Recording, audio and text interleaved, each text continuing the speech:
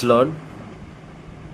మనం ప్రేమించే వాళ్ళు కాదండి. మనల్ని ప్రేమించే వాళ్ళు మనకు కావాలి. అంటే మనం ప్రేమించేది ఏదైనా సరే అది మన నుంచి దూరమవుతది. వెండి, బంగారము, స్థలాలు, పొలాలు, ఆధిపత్యము, ఆధిక్యతలు ఇవన్నీ కూడా మనల్ని ఈ శాశ్వతము కాదు. ఎందుకంటే మనం వాటిని ప్రేమిస్తున్నాం.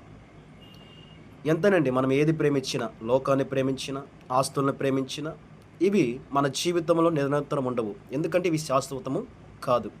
కానీ శాశ్వతమైనది, నిరంతరముగా ఉండేది ఆ యొక్క పరలోకపు తండ్రి.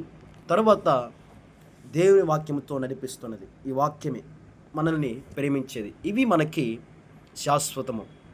కనుక ఏదైనా సరే మనల్ని ప్రేమించేది మనము పొందుకోవాలి, కానీ మనము ప్రేమించేది అది ఎప్పుడు కూడా దూరంగా ఉంటుంది.